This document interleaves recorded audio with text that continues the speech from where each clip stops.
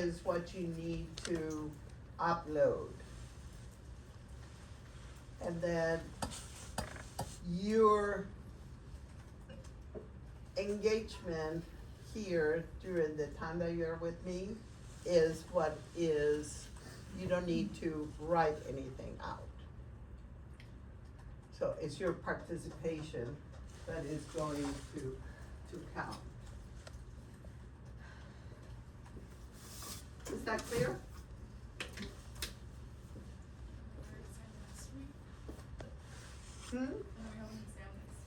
Next week. And that's what I'm pretty much doing today. This is overview preparation for the test. Who wants to take this one? Who hasn't done it?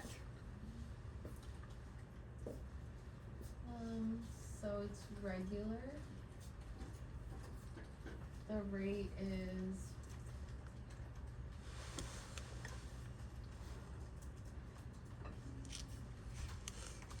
eight. So, or is it 10? So is it 10? So depends on who you talk to. To me, the early beats do not account for physiological response, so I always skip them. So 8. So what's the rate? 80. 80. Okay. And then there's 2 PVCs. Okay. So we said is regular. The rate is 80. The next question is there a P in front of each QRS? Yes. What is the PR interval? 1, 2, 3, and 4. So 4 little squares. So what's the PR interval? 0.16. 0.16. Is that a normal? No. What's the normal range? 0.12. 2, 2.2. 2.2, so it is. Now, I know that we just look at one, but what did I say before? There are blocks that slowly but surely the PR interval increases. So I really want you to get in the habit of looking at more than one PR interval. Because if you were not, unless it's really a big difference, sometimes it's not, you will miss that the patient is on some kind of block. So we always try to look at more than one PR interval. So we say rate of 80, there is some regularity to it. The PR interval is 0.16, and then there is something else. How would you describe it? Like the PVC? Or, Uh-huh.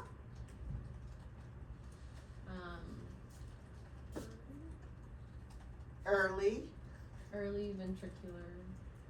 and is a wider complex. So we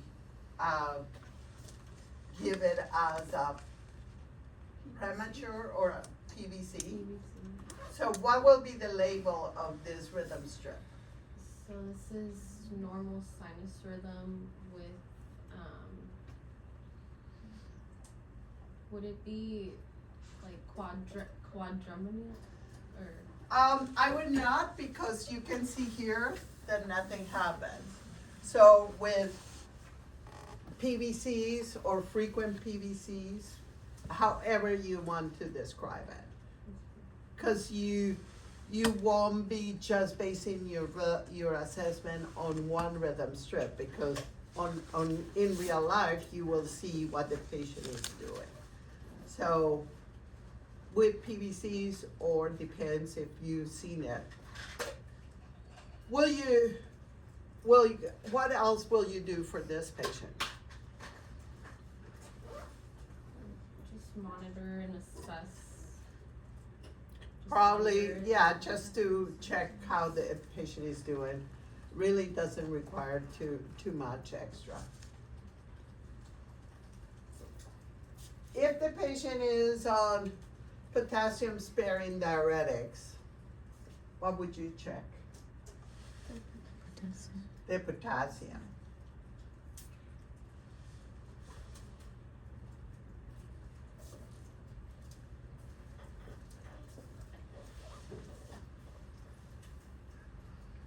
Okay, who wants to take this? You're down in the central station and your patient's alarm comes on. What's that?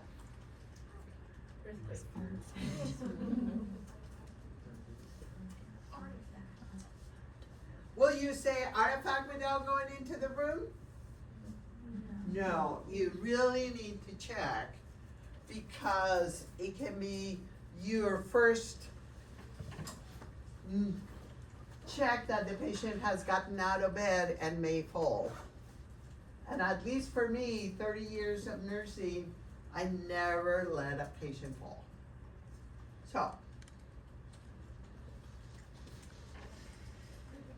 So it is a pretty, so this will be one first, is the patient trying to get out of bed. Especially at night, if you see this, yes, it's nothing, but it may be a reason to go and check. Let's say it's not like the patient's moving around, would that be like ventricular fifth one? How do you know if it is or if not? I just saw pictures of it, that's why I'm asking, like, well, we would assess the patient to see how they are first. So if it's VFib, chances are that the patient's blood pressure is not so good, so they probably is not responding swiftly or there is a change on it. Okay. But this definite,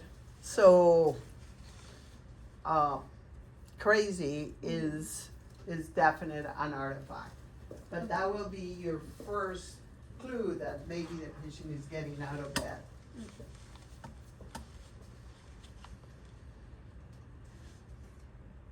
Okay. Who wants to take this one?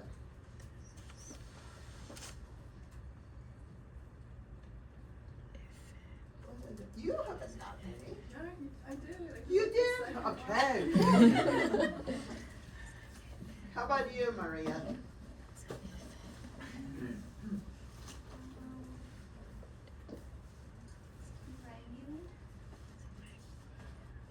It's regular.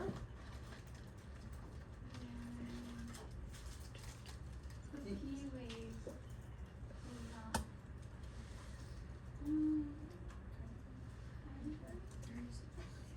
The P waves are different, right? Not what you would expect because there is no P wave PR interval. There, the sawtooth configuration.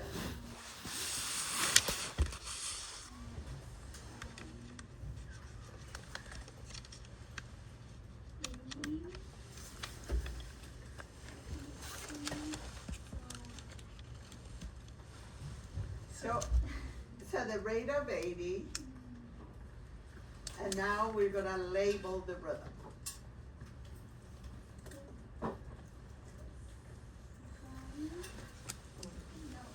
No sinus because it's not a P in front of each PRS. So what will be the next?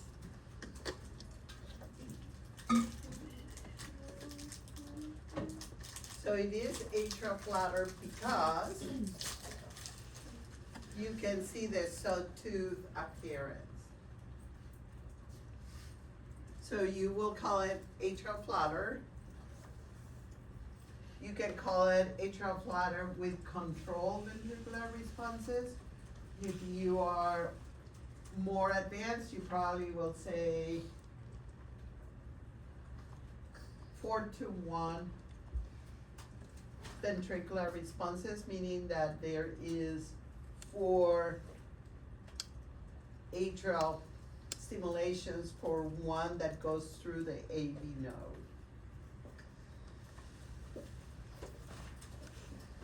Any questions? So there's no P, right? No, they They go cannot right be from- called Ps because they don't start on the SA node.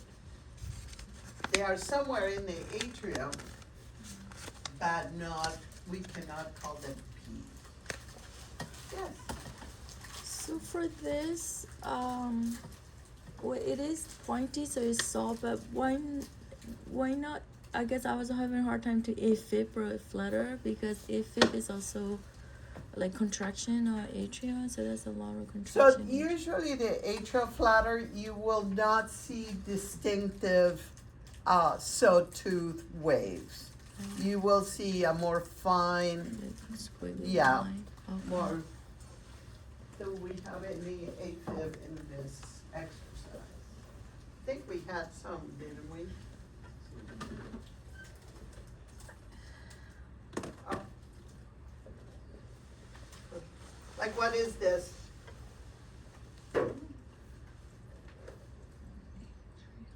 The first thing that you see is what? Scandium QRS. That is irregular. And the second thing you see is that there is no P waves. VTAC. And the next thing that you see is that the QRSs are narrow. SVT. So you know that they have to come somewhere from the AV node or above. There is normal conduction.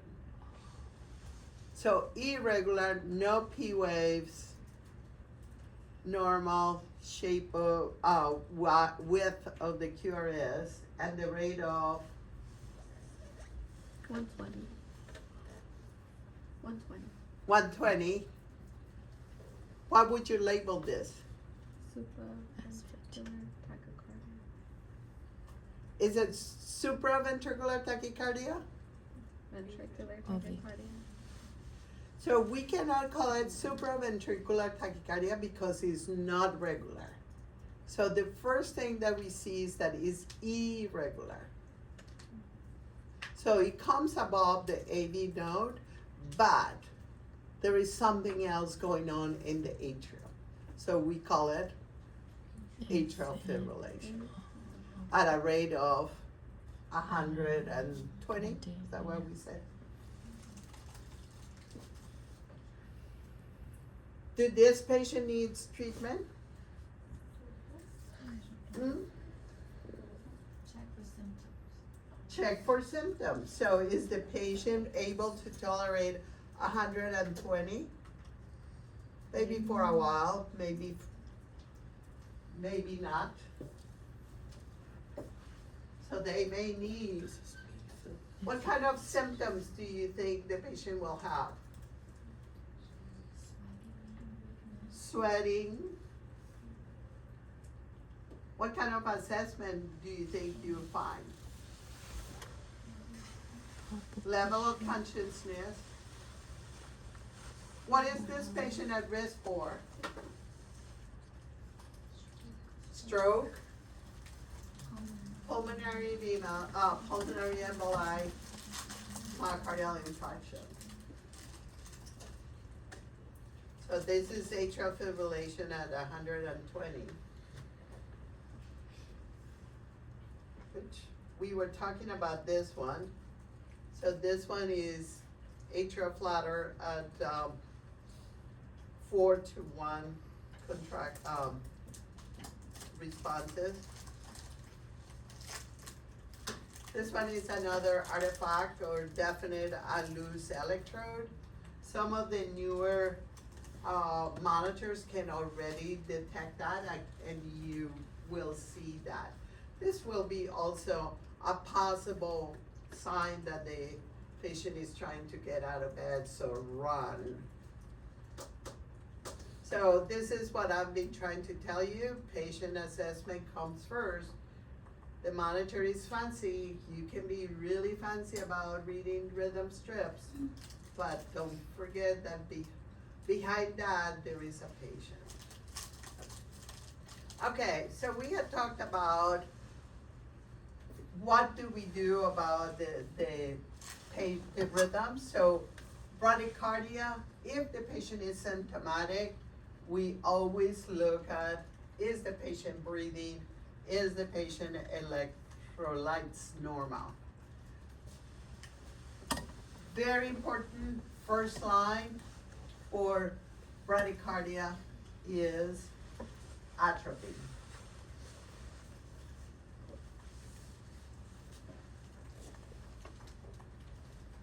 I know here it says avoid in 2nd degree or 3rd degree heart block, and I should add avoid for heart transplant patients. I don't know if I told you, but the vagus nerve, which is the one that will respond to atropine, they don't have it.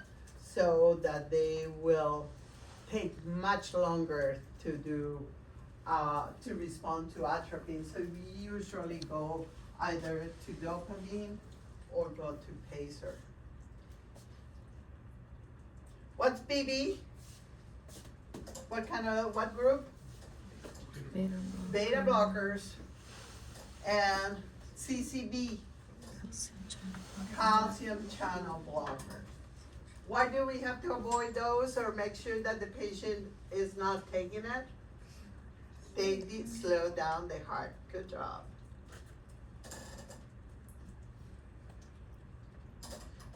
What do we do for atrial fibrillation? Again, we really need to look at, is there a cause? We use anything that help to slow down the heart. But I can tell you that if that patient is a new developing atrial fibrillation, the drug of choice will be amiodarone. It is a kind of beta blocker, not all the way, but it is one medication that helps. Study after study has shown that it can help the patients to convert back to sinus rhythm. So amiodarone will be up here. These ones are all drugs that are antiarrhythmics that may be used. A lot of patients with atrial fibrillation are anticoagulated, as we had talked about. The apixaban and Riba are the newer anticoagulants. And we had talked about cardioversion. Did we talk about ablation? So ablation means that the patient needs to go to the cath lab. They need to look at the conduction system. They will study where the majority of the atrial fibrillation starts, which are those new pacer cells that are developing, and they will be ablated, meaning they can be burned or they can be freeze, depending on what kind of ablation they're using. Have you taken care of any patient with a post-ablation? No. Usually we'll have the same type of care that any patient that needs to go for a stent or coronary angiogram will have. And what will be that type of care?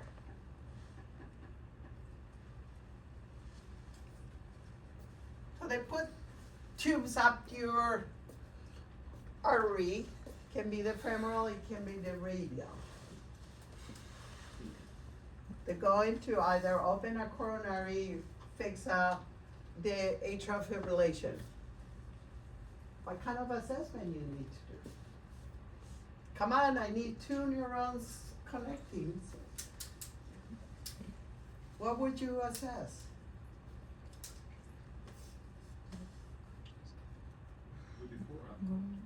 After. So bleeding, so we will assess this site.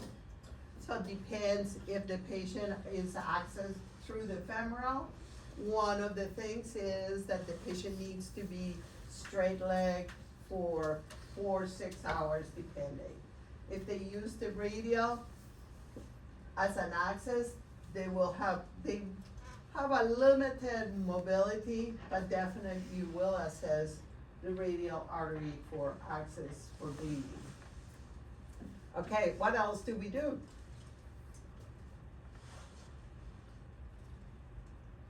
Are we going to monitor the patient? What are we going to monitor? It depends, right? Because why did the patient go to the cath lab? If it was an ablation for atrial fib, what are we going to monitor? Clock. Clot. So is it now that the patient is in sinus rhythm, has something gone up or down? What else? Come on. I need that brain to work. If the patient went for ablation, means that the patient had atrial fibrillation or atrial flutter. So you're gonna monitor to make sure that doesn't go back into it. So you're going to monitor the rhythm.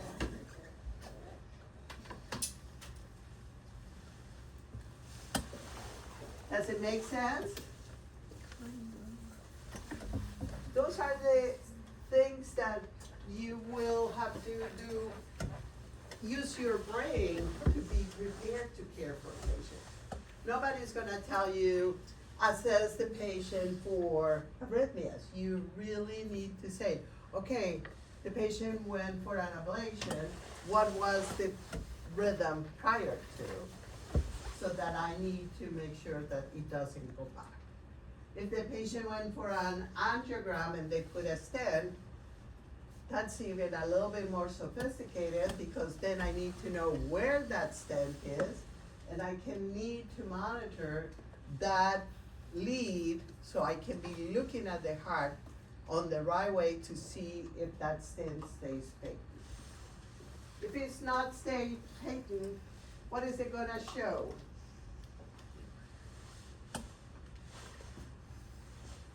How is ischemia shown on a rhythm stroke? So you may have some changes. How does the patient may show? What symptoms will they show?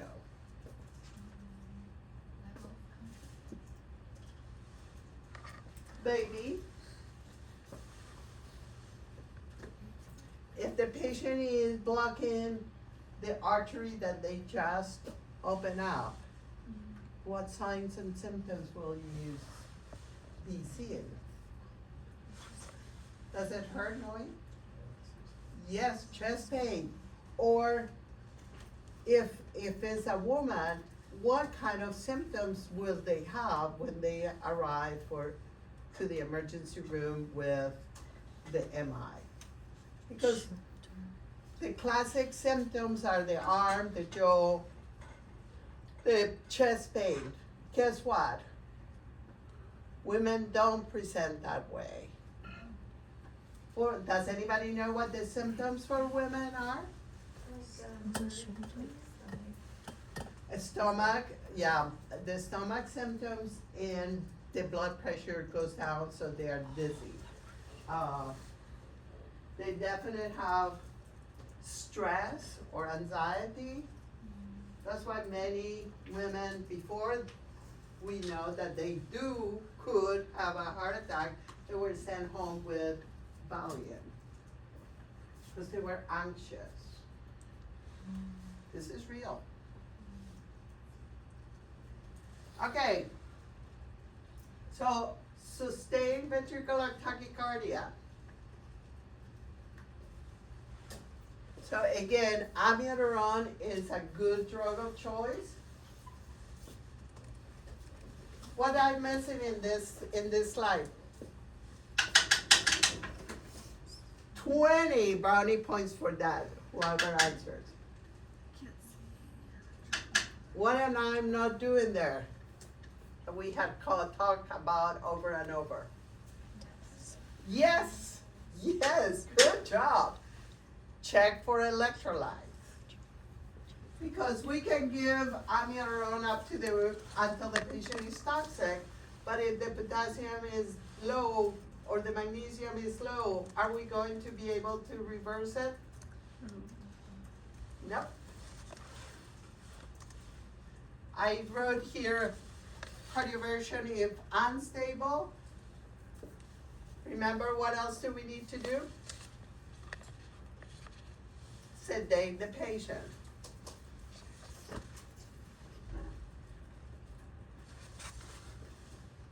Defib, definite will do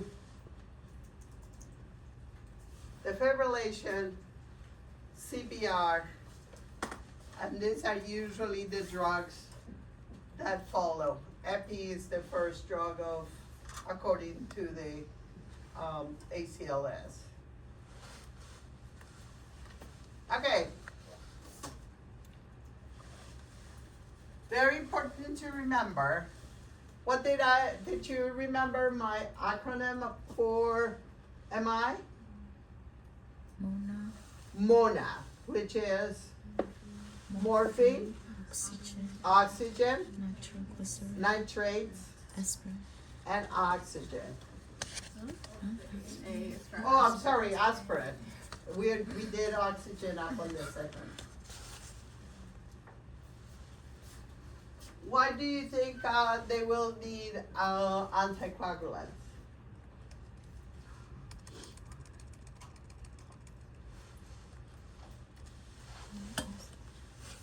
So we are trying to avoid any clots.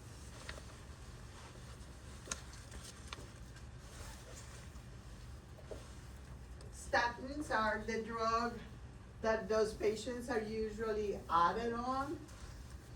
It's not in the acute phase, but they will start. Why is it statins added? Even in the view of a normal cholesterol. You were saying? To decrease cholesterol, which is. So now we understand the function of statins as a decreasing the production of all the inflammation, chronic inflammation, which we know is the cause, the basic cause for myocardial infarction. So you see patients that don't have normal cholesterol with statins. Will we give fluids to this patient?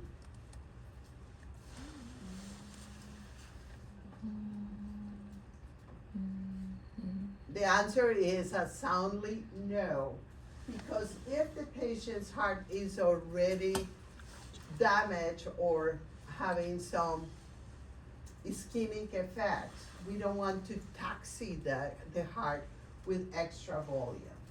So no, fluids are not first choice. What else we won't do? I think that's probably the more important thing. Okay, so we talk about this.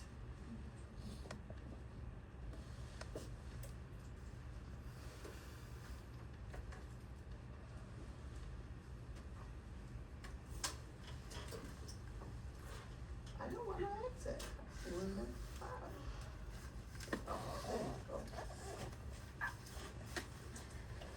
So what do you need for cardioversion?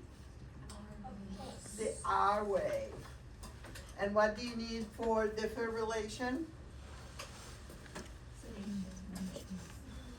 Well, defibrillation, usually the patient is not here, not awake, but for cardioversion, definitely the patient may be. Any questions about? I think that's that. All right. Any questions? For cardioversion versus defibrillation, is it the same machine, just like a different options. Yes, and I do have my simulator here today, so, before we get out of here, I'll show you two, a cardio version and defibrillation on that monitor, on that, Let's try it on on Kate. who? Kate. I guess he doesn't like you anymore. I believe it. Sedate the Lord. Okay.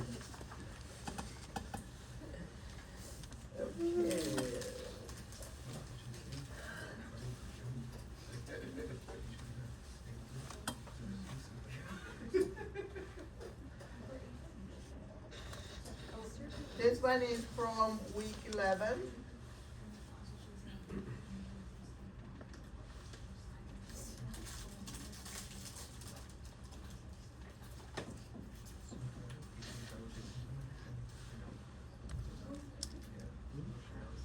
And I think we did the majority of it, so. Do we need to review this, or do we have it? Which week is this one on? This is on week 11.